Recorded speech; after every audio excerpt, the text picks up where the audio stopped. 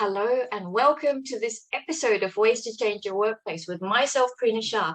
And I'm really pleased to be talking with David Pullan today. Now, David once was in South Australia and he's now in the south of the UK, south of London. Am I correct? That's right. Southeast of UK. Southeast of the UK. And David is known as the story spotter. What is that? We're going to find out all about that shortly, David. And David, I want to talk to you today about 5 ways to improve workplace culture through story. That's what our premise is going to be for our conversation. I can't wait to see where it goes. But before we go into it, David, can you tell us who you are, what you do, and why you do it? For sure. I can say with pretty much certainty that I'm one of only 2 story spotters in the world, because the other one is my wife. And we weren't story spotters until about a year ago, or actually during that first lockdown of COVID in the UK. Before that, my wife is called Sarah Jane McKechnie and I'm David Pullan. And we were McKechnie Pullan Limited, which says nothing to anyone. It tells no story to anyone about anything. And I was supporting a professor at INSEAD on some storytelling courses in Singapore online during the first lockdown. And he said, David, I love what you do, but what do you actually do? And I said, well, mainly my job is going into organizations, listening to, especially in business development and helping them on big bids and listening to their story, listening to their facts, essentially, and stopping them when I think they've arrived at a story that is going to connect with the audience. And he went, oh, you're a story spotter. And I said, that sounds very cool. Yes, I think I am. From this very moment onwards, I am a story spotter. And so Sarah Jane and I sat down and we thought, what do? We do 4 things, essentially. We help our clients spot, shape, and share the stories that are going to connect with clients, but also in leadership terms internally. We help you in terms of the stories that people infer through your behaviors. So how you show up as a leader, how you walk the corridors, or indeed show up on Zoom more often than not these days. People infer a story about you. Then there are the stories that you get from other people in terms of how you actually sort of have the conversation.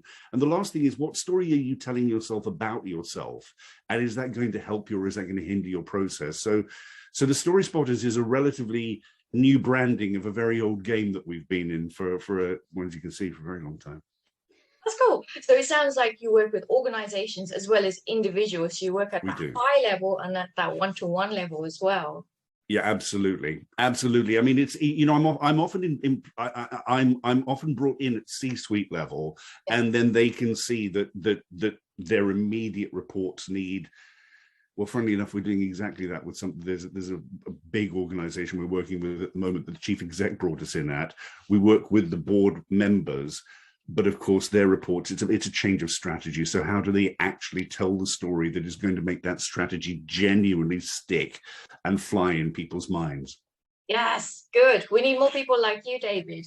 Now, storytelling is such an important skill for leaders, especially when we're trying to change a culture or bring about any kind of change, let's say, because a compelling story is something that I'm going to latch on to as, the leader's follower, so to speak. But it's such a skill that's lacking. I think do you know what, Prina? I would say that it's a skill that's misunderstood rather than it's lacking, because I genuinely believe that everyone has it in them. Yeah. They just don't apply that skill from their day-to-day life into their work life, or they see that it isn't necessarily a professional thing. Culturally, different cultures will say, oh no, we don't like storytelling. And you sit with them and they tell you stories. I mean, it happens because as human beings, we can't help ourselves. We are fascinated by human interaction, who did what to whom and what happened at the end of it. And structurally, in terms of a narrative, it's how we organize our lives. We have a context that we are existing in. There is a problem that needs to be overcome, and therefore something has to do to actually to overcome that problem. It is a narrative structure, which is essentially a story. So we do it in the pub, we do it in the bar with a glass of wine in our hand, telling our friends about the holidays we've been on or not been on recently. And but we forget that skill when we put our leadership hat on or our business hat on. And I think that in actual fact, it's something to be rediscovered and something to be refined, because there are nuances to it as well in terms of leadership and business. Absolutely so. So how do I dust off my storytelling skill set in the workplace? The first thing I would say to you about that, and it's a fantastic question, by the way, the first way you dust it off is just realize what is story at its most essential. At its most essential, story is about transferring imagery from your head into somebody else's head. There are two ways we can experience things. We can experience them through either actually doing them. I can walk out of my door now and go and have a cup of tea for breakfast in the UK at 8 o'clock in the morning. Or somebody could tell me about that beautiful cup of tea that's going to be sitting there waiting for me when we finished our podcast. I mean, we can experience it in two ways. So dusting off is really about practicing the art of transference of imagery. What do you see in your head, and how can you get it into the head of the person who is listening to you? And I often say to any leaders who are parents, that is the best gift you have been given. Tell your kids stories at bedtime, because they are a terrible audience. And if you're bad at it, you'll be the first to know. Yeah, true. Yeah, perfect. And you make a brilliant point about the visual imagery of what's in one's head, to translate that to, your team, whatever it might be. Yeah. And when change or culture change is managed in that respect, bringing those kind of visual clues or, visual stimulants to someone's mind really helps us deal with change and actually embrace change, rather than sometimes, we're quite resistant to change within the workplace often. We are, for very good reasons, for very good evolutionary reasons. We don't want it to happen. We want to feel safe. And or if we're going to do something daring, when we need to know that there is a plan and that there is something that we are going to be able to do in order to overcome problems. So I think that, and we too often, and this is what I mean about when we get into leadership positions or when we get into business generally, we think it's all about the fact, and it is about the fact. Yeah. Absolutely. I call myself a story spotter, but I love facts. What I do is I put those facts in context, and I get people to tell them with some feeling, because that appeals to the head. It gives it a context where people think, okay, this is what I need to do as I'm sort of increasing the year-end, whatever it is. And it also appeals to the heart as well, because nobody did anything unless they felt it. That's the thing about story. Yeah, absolutely so. And you talk about a really good point in relation to facts and data. They can be dull as anything within the workplace, or we can use that information, that intel that we already have at our hands in the workplace, to tell a story. Yeah.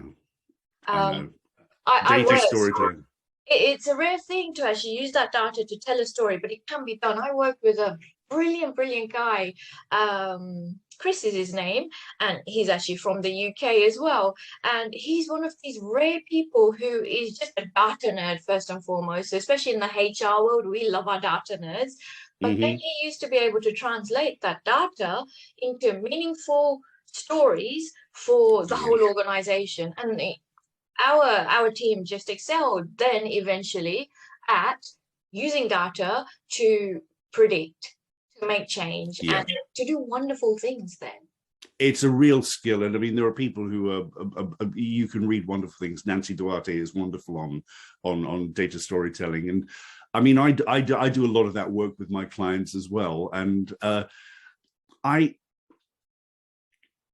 it's an interesting one, this, isn't it? Because essentially story is about character. I said earlier that we're fascinated by human beings, what they do to each other and what happens. The difference is, and I'm going to caveat this in a second, is that when you're doing a piece of data storytelling, and let's say you have a graph up on a screen, the various elements of the data that you were talking about become the characters. What do they do? Where do they cluster? Where are there massive changes? What are the interesting points? Because you'll often find that those are the points where there's a big change in the numbers, or in a number, or there's a point where things converge together, you think, right, okay, that's where people's minds are going to be drawn to. What's happening there? And therefore, what can we extrapolate from that into the future? So your elements within your graph, within your graph become the characters. Having said that, I think then, therefore, when you are extrapolating to the future, you can then bring it back to human beings as well and humanize the elements. What does that mean to us right here, right now? Yeah, beautifully done. So how do we improve workplace culture through story? We've talked about, I guess, engaging with employees in the sense that when we are telling a story, we're bringing them into our minds and our vision, we're sharing our vision through storytelling. You've talked about data and using data to tell a story. That's completely a beautiful way to make change. Other ways? I think, Prina, it's really about the tone from the top. And that's why I love working with leaders on this. I mean, I have had situations where I've been into organizations that worked at a more junior level on storytelling, and it hasn't been adopted by the senior leadership or by the board. And you get the feedback saying, well, this is all well and good, it's really lovely, we're really enjoying this, but it's not modeled at the top. It has to be modeled at the top and cascaded down. Otherwise, nothing changes whatsoever. And as I say, I've had a number of situations where I've fallen foul of that in the past. Leaders have to see storytelling as part of their armory. They just genuinely have to do that. They have to be seen to be doing it so that they create a storytelling organization, because that's when the cascade happens. It's sort of,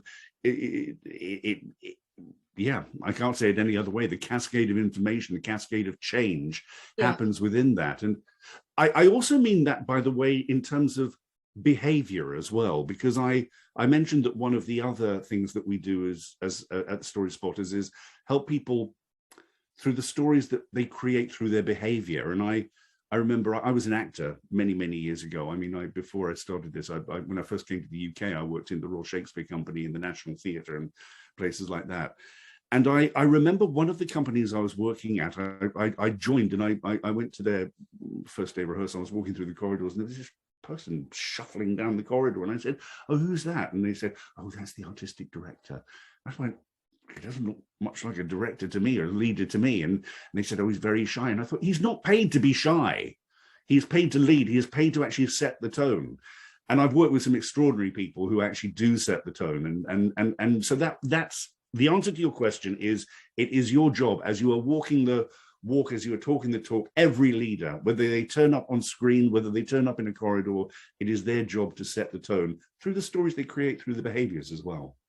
Yeah, because now we're talking culture change as well, because you have to practice what you preach as well, which is the other thing, because then we're held accountable, because people can really read the BS if you're saying this in terms of your story or your compelling case, and then you're behaving like this. They need to marry.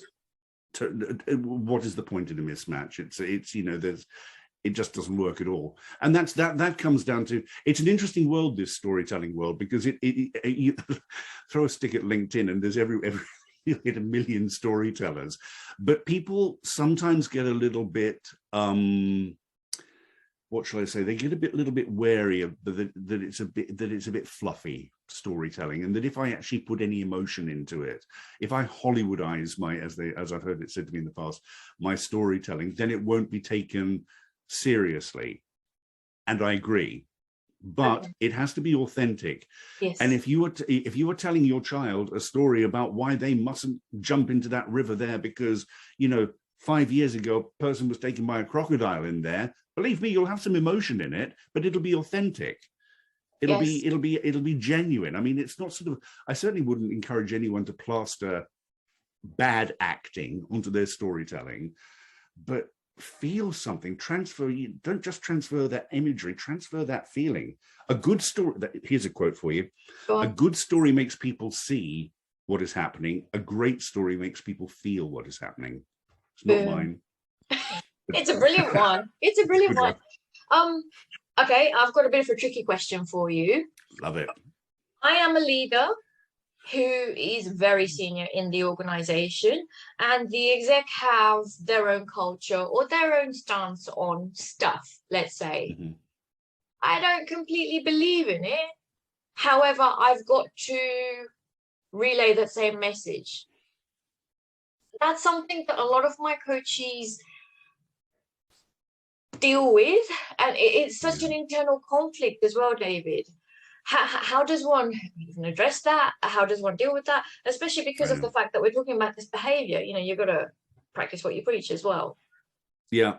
No, it's a great question. It's a great question. I think I do have an answer, or I have a suggestion rather than the answer. I mean, because let's think about this. So I think this comes down to understanding the other stories that people are telling themselves. Why are they doing what they're doing? And there will be a reason. I mean, generally, these people, are not doing it because they're bad people or because they're psychopaths. They've been behaving in a certain way because it has underserved them. So you need to understand, as that leader who is trying to change the behaviors of others, you need to start with understanding. You need to start by understanding their story. There is a brilliant narrative structure that I learned by a guy who used to be a guy called Randy Olson, Dr. Randy Olson, who was an evolutionary biologist at Harvard for many years, and then trained as a filmmaker. And he hasn't invented, but he's standardized this structure, which is called the ABT, and, but, therefore. It's also very popularized by Park Howell, who has a podcast called The Business of Story.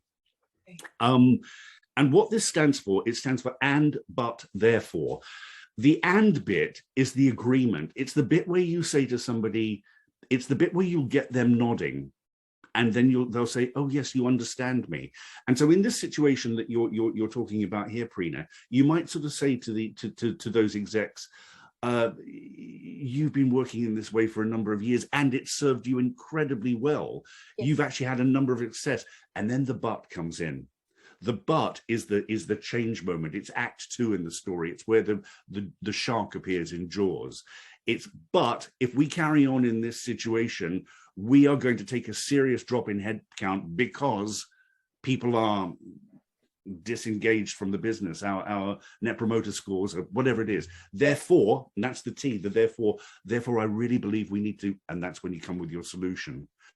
I think it starts with understanding. Nobody changed anybody by it. There are two forms of influence. There's push influence. There's where you sort of like try to push an idea onto people, and we all know what happens with pushing. People push back. They you watch it in rugby. It's like two scrums bashing against each other. And then there's pull influence, where you pull people in. And I think story is great as a pull influence. What happens is that you hook people in, and in this ABT framework, the and is about, yes, I understand you, and then you pull them into the but, which is, but we carry on in this way, X is going to happen, therefore I think we should. So I mean, that would be the structure that I would take with that, and that conversational structure, which you can also use in story, you can use in presentation. It's a very, very powerful narrative tool. And so simple.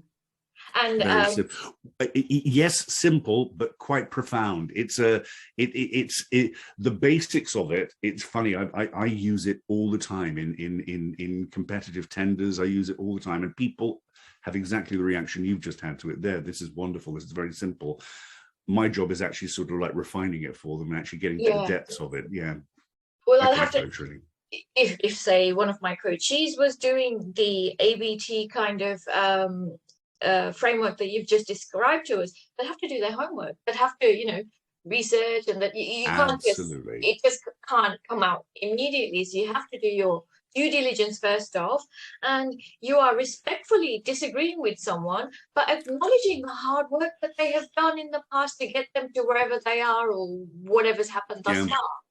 So you're not dismissing anything, which is a really important point.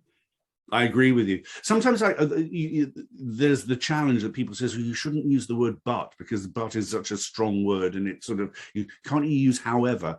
And yes, you could use however, but that little word, those three letters, they're very Anglo-Saxon. There's something strong and punchy about them. And as soon as people hear the word but, they think to themselves, okay, there's a situation coming up here. Oh, And we're not talking about, you know, in feedback, you would probably use the word however or something like that. But in great, powerful communication, the word but lets people know we're changing here. There's yeah. something I need to really sit up and pay attention to. That word carries a lot of weight. Yeah. Okay. Yeah, a lot of heavy lifting for 3 letters. Yes, indeed. Do you have any real life examples that you can talk about without obviously breaking Yeah. confidence? I mean, the world has really changed. Comms have just gone through the roof thanks to the pandemic and various crisis comms and just everything that's happening. But storytelling is going to be here through, you know, the test of times, not even just now, but Yeah. forever. Do you have any real life examples you could possibly share, David? I have, without sort of naming names, but I mean, Yeah. you know, literally every day, I do it. I mean, I've just been working with a wonderful team who I think are pitching at this very moment. They're in a different time zone to me for something which would literally change their business. It would change their business, and they have a wonderful story with lots and lots of facts. And I've been working with them for the last week over a number of hours, just actually individually and as a team, finding that story, spotting that story and turning into a narrative structure. I work a lot with organizations, as I say, in business development. I can't say who they are, but I mean, they have won millions of dollars and pounds worth of work as a result of it. I mean, of course, it's not all my doing, but I like to think that I play some part in it. Like, similarly, have a conversation straight after this call in about 9 a.m. UK time with another big global firm who want to introduce it internally as well, within the internal market, because and it's very much about what is the story and how do you tell that story, because more often than not within organizations, internal departments are having to sell themselves to each other as well. So there are a number of examples. I mean, I get called in for many situations where story is going to, basically it's the glue that brings people together. And let me just actually, there's an interesting one here, isn't it? Because I want to talk about that. When I say story, I don't want people to think that it's all once upon a time there were 3 bears who lived, you know, that is what I would call, and other people would call, a closed loop story. And you don't often get a chance to tell those in business. You will do in a presentation. You know, I want to tell you about a time when we had a big success implementing this, blah, and they, you know, you can tell that story then because you have the platform. But like I said earlier on, story can be an open loop story as well, where you actually sort of tell a partial story about, you know, oh, do you know, last week I was talking to Prina on this podcast, and she was in Perth and I was in the UK, and she asked me this amazing question about how leaders can apply storytelling into their day-to-day business. And then people go, tell me more about that. They lean in because you've introduced a character, you've introduced a time, you've introduced a place, you've told it with a bit of passion. So there are storytelling techniques that you can use conversationally in order to get people to lean in and go, tell me more. Yeah. There you go. Yeah. And when you were talking about the sales teams that you've supported, you talked about pitching. And I often find within the workplace, oh my gosh, leaders, anyone, you have to sell your message. You've got to pitch your change idea or whatever you're trying to do. You have to sell yourself first and foremost. So, David, one of the things I talk about is, you know, your professional brand and how you hone your skills. And I think storytelling is a skill that every successful individual within a corporation needs to have. I completely agree with that. And finding your stories from your past as well that demonstrate your values, which I think is really interesting. I work with people who are one-on-one. I work with a lot of people who are sort of like going for new jobs or are going for partnership promotion or are going for what are board positions. And the number of times when, you know, they get that question, so tell me a bit about yourself, and you know the temptation is to roll out the CV, which nobody wants to listen to, nobody's going to remember anyway. Exactly why. there's one great example. It's the one that I always trot out for this. I was working with a woman who was going for partnership in a big organization, and she came out with this story, and about how she'd literally built her, she'd renovated her house from top to bottom via watching YouTube videos. And I said, tell me more about that. I said, have you actually, had you done any building? Nothing. She'd done that. She said, I come from a family who were quite good at that stuff, but I certainly hadn't done any of it. And she learned all about this stuff. And the way that she, the way that she managed to incorporate that, so tell me a little about yourself. Well, I think I'm quite a good self-starter, and I really have a head for sort of like learning things that might cause me discomfort. For example, and then she told the story about renovating her house. Well, in the hour interview, they didn't ask her anything about her business case. They were just fascinated by how she'd done the wiring and the plumbing and the plastering. I mean, and she made partner. I mean, it's, she hooked them. She connected on a genuine level. That's exactly what she did, and that's the power of the story. Oh, brilliant.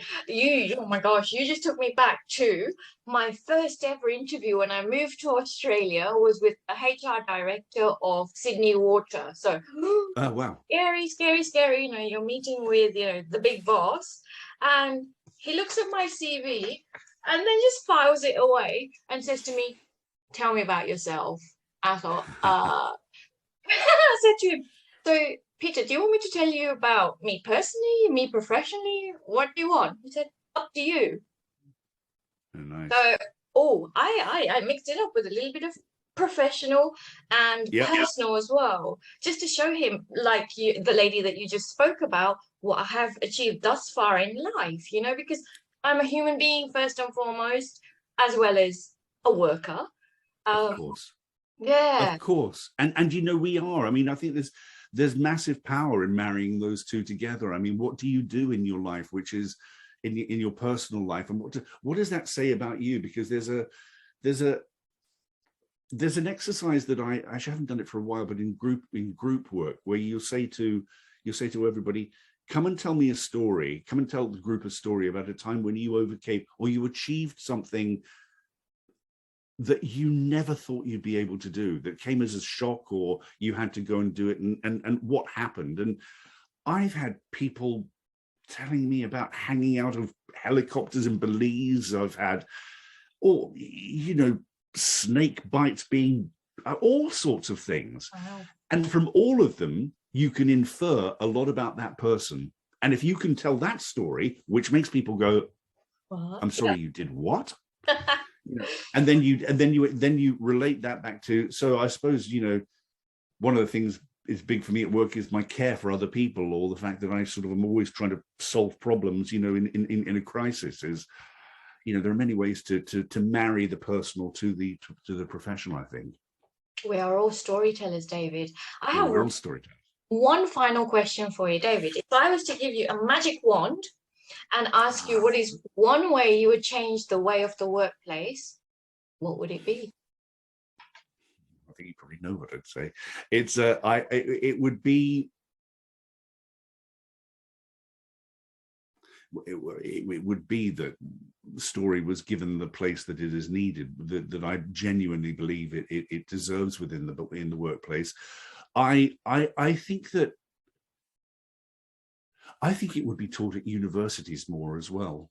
I mean, it is taught on MBAs, and I've worked on MBAs with that, but it's a bit of an elective rather than sort of like the main thing there. I think it should, if I waved my wand, it would be as important as the STEM subjects. And the trouble is the arts, and let's call this, there's a science and there's an art to storytelling. But I think, we've got to marry the two together. That's what I do. I would give it the power of the STEM subjects. 100%. I would rename STEM to STEAM, having that A in the middle, to art, storytelling, the art of. We so need that as individuals. It's so lacking in the world. Yeah. Oh, that's fantastic. STEAM. I love it. Yeah, that's Very it. good. Well, with that, I will bid you farewell, and thank you so much today for your time, David. It's a pleasure to get to know you. And I've loved it so much. I think there might be more conversations in the future. Let's do it. Yeah. Always happy to talk to you, Prina. It's been such fun. Beautiful. Thank you, David.